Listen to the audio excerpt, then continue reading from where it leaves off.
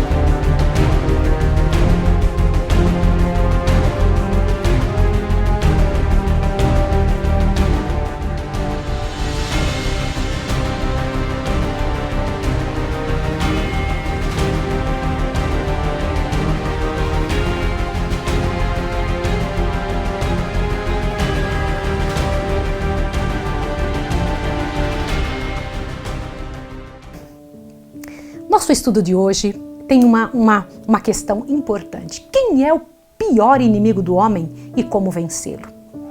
O Senhor Deus na palavra disse: porém inimizade entre ti e a mulher, entre a tua semente e a sua semente.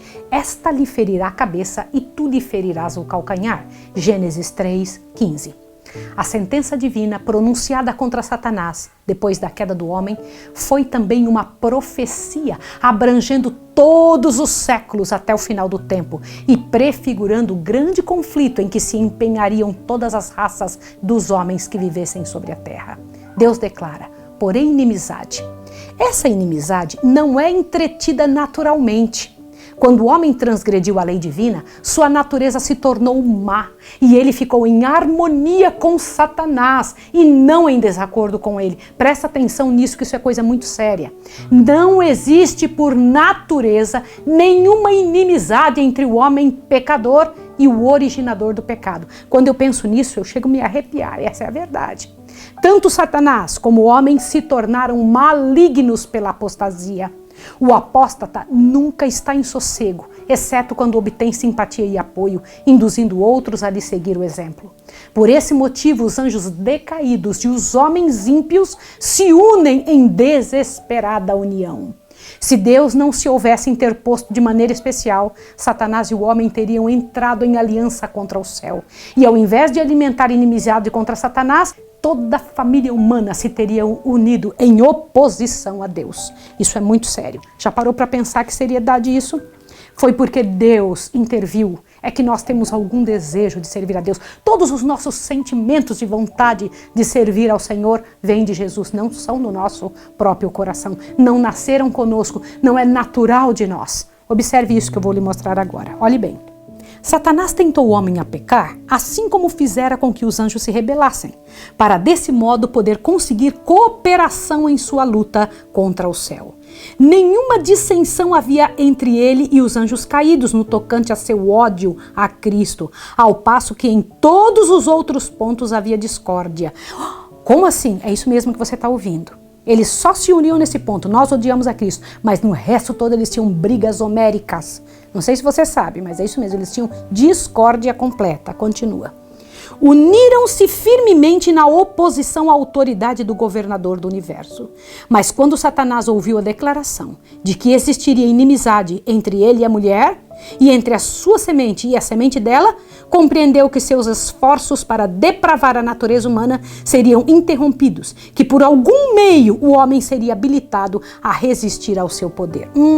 Peraí, eu quero voltar num detalhe aqui. Para pensar. Quer dizer que ali foi dito nesse texto a semente de Satanás e a semente de Deus? Qual é a nossa origem? Você é semente de quem? Pelos seus frutos os conhecereis. A nossa atitude mostra de quem somos filhos. É isso mesmo que você está ouvindo. Sinto muito, mas essa é a verdade. Quando nós estamos envolvidos com Satanás, estamos contra o governo de Deus, unido com os anjos maus para lutar contra o governo de Deus. Quando estamos com o Senhor, estamos lutando contra o governo de Satanás e reforçando o governo do Senhor. Entendeu a seriedade disso? E mais, aqui é dito claramente, que Satanás percebeu que haveria entre ele e a mulher uma inimizade. A mulher é a igreja.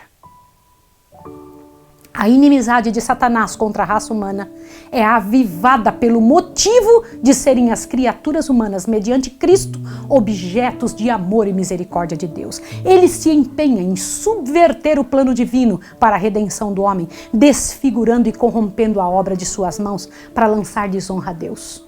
Deseja dar origem a pesares no céu e encher a terra de desgraça e desolação. E aponta para todo esse mal como resultado da obra de Deus ao criar o homem. Sabe aqueles filhos que dizem assim, não pedi para nascer? Foi você, se você fez eu nascer, você que é responsável. Essa é uma resposta terrível.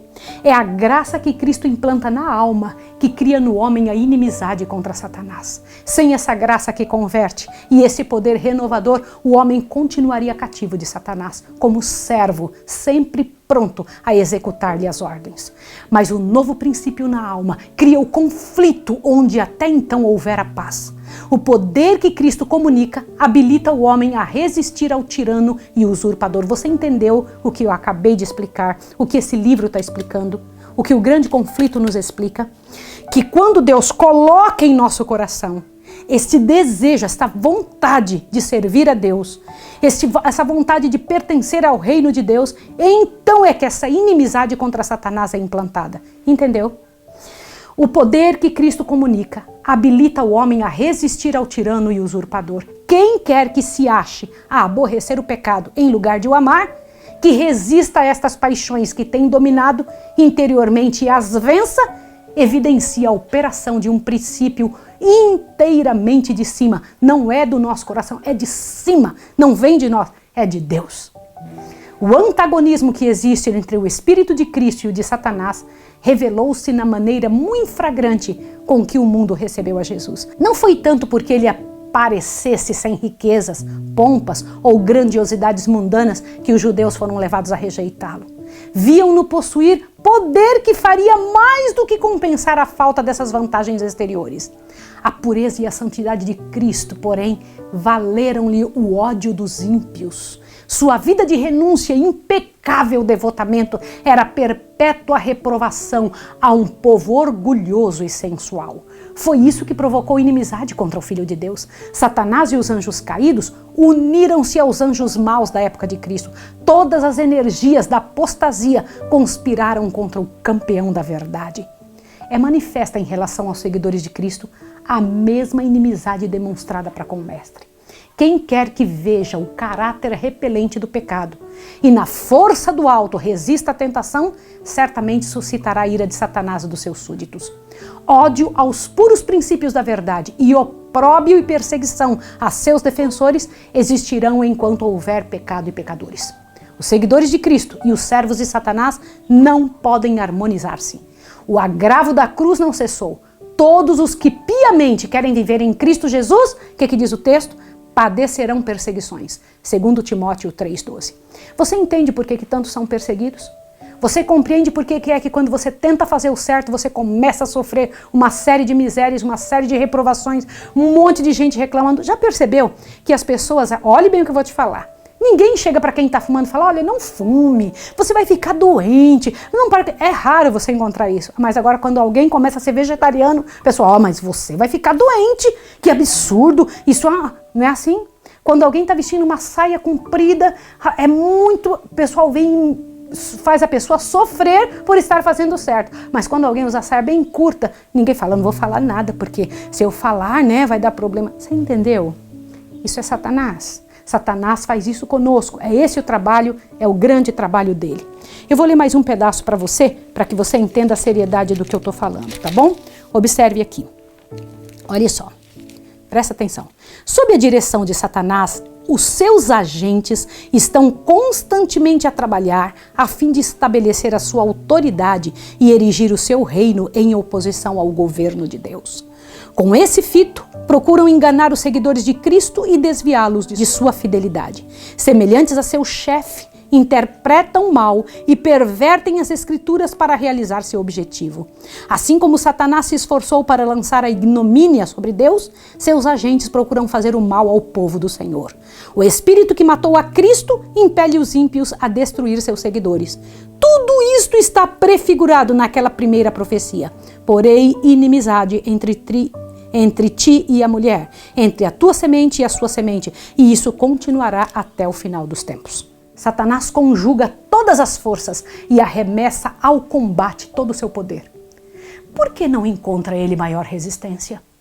Por que são os soldados de Cristo tão sonolentos e indiferentes? É porque entretêm tão pouca verdadeira comunhão com Cristo, porque se acham tão destituídos de seu espírito. O pecado não lhes é repelente e aborrecível, como era a seu mestre. Não o enfrentam como fazia Cristo, com resistência decidida e resoluta. Não se compenetram do grandíssimo mal e malignidade do pecado. Estão cegos, tanto a respeito do caráter como do poder do príncipe das trevas. Pouca inimizade há contra Satanás e suas obras, porque há tão grande ignorância a respeito de seu poder e maldade e da grande extensão de sua luta contra Cristo e sua igreja. Multidões estão sendo iludidas nesse ponto. Não sabem que seu inimigo é um poderoso general que domina a mente dos anjos maus e que, com planos bem elaborados e hábeis artifícios, está a guerrear contra Cristo para impedir a salvação das almas. Entre os professos cristãos e mesmo entre os ministros do Evangelho, raramente se ouve uma referência a Satanás, exceto talvez uma menção ocasional do púlpito. Não tomam em consideração as evidências de sua atividade e êxito contínuos, negligenciam os muitos avisos contra seus ardis, parecem ignorar-lhe a própria existência. Enquanto os homens se acham em ignorância quanto aos seus estratagemas, este vigilante adversário se põe em seu caminho a cada momento, intrometendo-se em cada compartimento do lar, em toda a rua de nossa cidade, nas igrejas, nos conselhos nacionais, nos tribunais de justiça, confundindo, enganando, seduzindo, arruinando por toda parte a alma e o corpo de homens, de mulheres, de crianças, desmembrando famílias, semeando ódios, rivalidade, contenda, sedição e assassínio. E o mundo cristão parece olhar estas coisas como se Deus as tivesse designado e elas devessem até existir. Satanás está continuamente procurando vencer o povo de Deus, derribando as barreiras que os separam do mundo. O antigo Israel foi enredado no pecado quando se aventurou à associação proibida com os gentios. De modo semelhante, se transvia o Israel moderno. O Deus desse século cegou os entendimentos dos incrédulos para que lhes não resplandeça a luz do Evangelho da glória de Cristo, que é a imagem de Deus. 2 Coríntios 4:4. Todos os que não são decididos seguidores de Cristo são servos de Satanás. Eu preciso repetir isso. Todos os que não são decididos seguidores de Cristo são servos de Satanás. No coração não regenerado, há amor ao pecado e disposição para acariciá-lo e desculpá-lo. No coração renovado, há ódio e decidida resistência ao pecado. Quando os cristãos escolhem a sociedade dos ímpios e incrédulos, expõem-se à tentação. Satanás esconde-se das vistas e furtivamente estende sobre os olhos deles seu véu enganador. Não podem ver que tal companhia é calculada a fazer-lhe mal. Calculada. Irmãos, você tá entendendo, vocês estão entendendo isso? Satanás calcula, eu vou mandar essa pessoa para essa vida com esse intuito, vou mandar essa pessoa para essa família, vou mandar essa pessoa para essa moça, para esse rapaz. Ele sabe, ele calcula para fazer mal para a pessoa. E ao mesmo tempo em que constantemente vão acima assimilando o mundo no que respeita ao caráter, palavras e ações, mais e mais cegos se tornam. Irmãos, que coisa séria. Satanás, ele não tem pressa. Ele vai devagarinho, ele vai trazendo um detalhe após outro para dentro da família, para dentro da casa, para dentro do comportamento, para que ele consiga nos tornar em conformidade com os costumes mundanos. Vou te explicar o que acontece. O que é conformidade com os costumes mundanos? Olha só. A conformidade aos costumes mundanos converte a igreja ao mundo, jamais converte o mundo a Cristo. Você ouviu isso? Algumas vezes as pessoas dizem assim, não, eu vou deixar entrar na igreja essa coisinha aqui que é para trazer os jovens. Engano! Ouça, vou ler de novo, você precisa ouvir isso. A conformidade aos costumes mundanos converte a igreja ao mundo, jamais converte o mundo a Cristo. A familiaridade com o pecado inevitavelmente o fará parecer menos repelente. Permita seus filhos a estarem sempre com o TikTok na mão, com o celular na mão, com essa quantidade absurda de exposição à mídia suja, e você rapidinho vai ver que eles vão deixar de gostar da palavra de Deus. Aquele que prefere associar-se aos servos de Satanás, logo deixará de temer o Senhor deles. Quando no caminho do dever somos levados à prova, como foi Daniel na corte do rei, podemos estar certos de que Deus nos protegerá. Mas se nos colocarmos sob tentação, mais cedo ou mais tarde cairemos nele. Sabe essa pessoa que vai todo dia um pouquinho lá no local do pecado, um pouquinho e vai de novo, fala, eu não caí, eu tô seguro, eu tô no controle. Mentira, um dia Satanás vai te levar. Ele sabe que ele vai te levar. Um dia Satanás vai fazer você cair tão fundo que você não tem mais para onde ir. O tentador frequentemente opera com muito êxito por meio daqueles de quem menos se suspeita estarem sob seu domínio. Os possuidores de talento e educação são admirados e honrados, como se estas qualidades pudessem suprir a ausência do temor de Deus ou torná-los dignos de seu favor. O talento e a cultura, considerados em si mesmos, são dons de Deus, mas quando se faz com que eles preencham o lugar da piedade, quando em vez de levar a alma mais para perto de Deus, a afastam dele, tornam-se então uma maldição e laço. Prevalece entre muitos a opinião de que tudo que se mostra como cortesia ou polidez deve em certo sentido pertencer a Cristo. O diabo também é polido, o diabo sabe mandar gente educada, nunca houve erro maior. Estas qualidades deveriam aformosear o caráter de todo crente, pois exerceriam influência poderosa em favor da verdadeira religião, mas devem ser consagradas a Deus ou serão também um poder para o mal. Muito homem de intelecto, cujas maneiras agradáveis, que não se rebaixaria ao que comumente é considerado um ato imoral, não passa de um instrumento polido nas mãos de Satanás. O caráter insidioso, enganador de sua influência, o exemplo, torna o inimigo mais perigoso da causa de Cristo do que aqueles que são ignorantes e não têm cultura. Mediante oração fervorosa e confiante em Deus, Salomão obteve a sabedoria que provocou o assombro e admiração do mundo todo. Mas quando, porém, se desviou da fonte de sua força e passou a confiar em si mesmo, caiu presa de quem? Da tentação.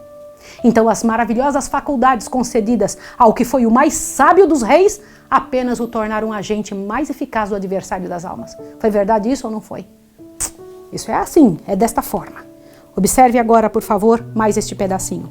Conquanto Satanás procure constantemente cegar a mente dos cristãos para este fato, jamais se esqueçam eles de que não têm que lutar contra a carne e o sangue, mas sim contra os principados, contra as potestades, contra os príncipes das trevas deste século, contra as hostes espirituais da maldade nos lugares celestiais. Efésios 6:12.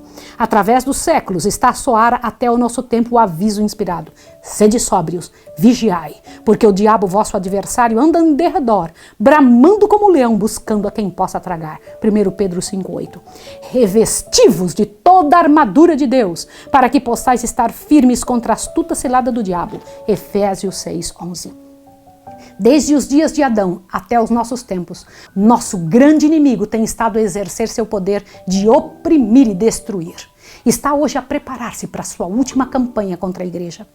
Todos os que procuram seguir a Jesus terão de batalhar contra esse implacável adversário. A luta está na nossa frente, irmãos. Quanto mais aproximadamente o cristão imitar o modelo divino, tanto mais certo fará de si um alvo para os ataques de Satanás. Todos os que estão ativamente empenhados na causa de Deus, procurando desvendar os enganos do inimigo, do maligno e apresentar a Cristo perante o povo, estarão habilitados a aderir ao testemunho de Paulo, no qual ele fala em servir ao Senhor com toda humildade de espírito, com muitas lágrimas e tentações. Satanás assaltou a Cristo com as suas mais cruéis e sutis tentações. Foi, porém, repelido em cada conflito. Aquelas batalhas foram travadas em nosso favor. Aquelas vitórias nos tornam possível vencer. Cristo dará força a todos os que a busquem. Sem o consentimento próprio, ninguém poderá ser vencido por Satanás. Aleluia! O tentador não tem poder para governar a vontade ou forçar a alma a pecar. Pode angustiar, mas não pode contaminar. Pode causar agonia, mas não aviltamento. O fato de Cristo ter vencido deve incutir em seus seguidores coragem para combater varonilmente na peleja contra o pecado e contra Satanás. É poder de Deus, é possível vencer. Irmãos, em nome de Jesus, vamos cair na rocha. Vamos cair diante do Senhor, vamos pedir forças ao Senhor. Peça forças hoje, caia de joelhos agora, assim que você desligar este estudo. Assim que você desligar agora, em nome de Jesus, caia de joelhos e peça forças. O Senhor Deus vai te ajudar. Nosso estudo de amanhã vai falar sobre os invisíveis defensores dos homens. Você vai estudar sobre os anjos, como é a relação dos anjos com os homens. Agora eu vou orar com você. Santo Deus e amado Pai, nos abençoe na Tua graça. Precisamos de força Tua, Senhor. Queremos ter a Tua natureza. Senhor, queremos ter inimizade contra Satanás. Em nome de Jesus. Amém, Senhor. Deus abençoe você e até amanhã.